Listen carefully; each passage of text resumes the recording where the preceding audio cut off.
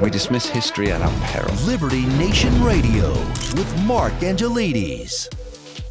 And you're back for our final segment on Liberty Nation Radio. I'm Mark Angelides. We're with Tim Donner. So, Tim, there's been a lot of talk about when the Iran-Israel conflict first started. There was a lot of talk about how Donald Trump shouldn't get involved, even from his own base. And then he went and dropped the bombs. And I wondered if there was a fracture there within his core MAGA base. And I wonder, I think Matt Walsh from the Daily Wire had a pretty good take on this, an interesting take at least. But it's one that I have seen echoed, and that's kind of if this was a one shot and done, we did it. We didn't put any troops on the ground. We've ended the nuclear program. That's it. We're out. Then okay, I think his base will pretty much stick with him on this because it was a national security threat. I mean, since I've been born, there's been rumblings in Iran and rattling of sabers about the evil West and how they're going to destroy it since I was born.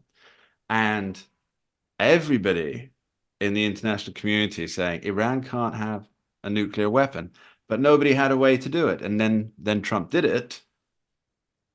And he promised that he'd do it as well. Funnily enough, he did say, under my watch, Iran can't have a nuclear weapon.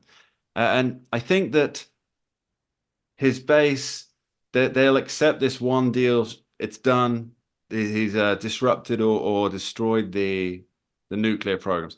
But I think any further involvement might be risking his inbuilt popularity. To be sure, nothing breeds success like success.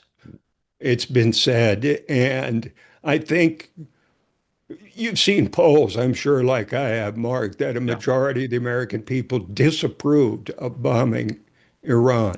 And you know that the true MAGA acolytes, Steve Bannon, Tucker Carlson, and some members of Congress, including most famously the gadfly Thomas Massie, have spoken out against this happening. They did before Trump's strikes. And look, I think a movement is actually strengthened when there's honest intellectual debate about major decisions. I think it's good when a party doesn't just fall in line because my president says it, I have to automatically not even think about it.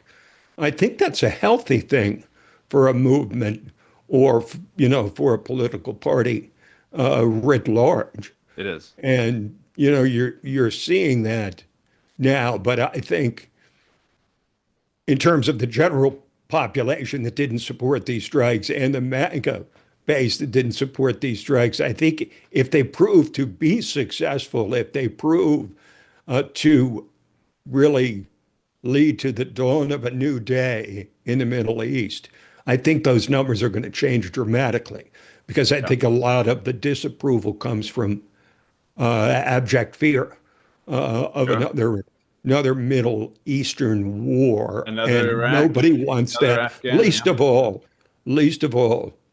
Donald Trump. But it's really shallow to say that because you're a peacemaker, you can never use the strength of your own defenses or your own military.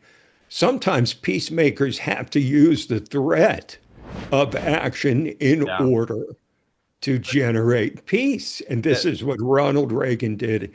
We've seen this happen repeatedly in history where the threat of strength leads to peace, especially if you are, like Donald Trump, committed to peace at all costs, including protecting against not just what's going to happen tomorrow, but in the case of Iran, what might happen next year or 5 years or 10 years down the line. You're absolutely right. I just reminded J.D. Vance basically tried to paraphrase Reagan there recently when he was, I think he was at a donors dinner in Idaho. And I've got the quote in front of me. He said, what I call the Trump doctrine is quite simple. Number one, you articulate a clear American interest, and that's in this case that Iran can't have a nuclear weapon. Number two, you try to aggressively diplomatically solve that problem. And number three, when you can't solve it diplomatically, you use overwhelming military power to solve it, and then you get the hell out before it ever becomes a protracted conflict. Now, That's pretty much it. Yeah, that's it, right? that's the whole thing. yeah. Yes. I mean, I think Reagan said it in 12 words or less, but but that was the quipper for you, the gipper. The quipper from the gipper. So Tim, final thoughts on this. We've seen the Democrats in the lower house, the lower chamber, reject in the process of impeachment over this matter, from which were brought by Al Green. I think just 79 people voted alongside Al Green. The rest rejected it. But do you think that now that the world community, as we saw at the NATO alliance meeting, is kind of backing Donald Trump, and this includes a lot of people who are politically on the left, backing what Donald Trump did in Iran, do you think that he will get a little more leeway back on the domestic front now that the overseas politicians who allegedly kept telling Joe Biden that they were glad the adult was back in charge, not that they ever said it themselves, just we heard it through Joe Biden. Final word on this. Do you think he'll get a little more leeway with foreign affairs now that he seems to be the big gorilla in the international room? Well, I think the difference between Donald Trump's first NATO meeting in 2017 and the one here in 2025 is really like night and day. I mean, at that point, he was a controversial winner of the election. He lost the popular vote, and he had become a pariah by basically saying NATO needs to step up and fulfill their 2% commitment to NATO of their budget. Now it's up to 5%, and they're willingly doing it. Yeah. And they're embracing Trump and all that he did for a simple reason, Mark. He really saved not just the U.S. and Israel, but he saved anything from headaches to Holocaust for several other nations near Iran in the Arab world.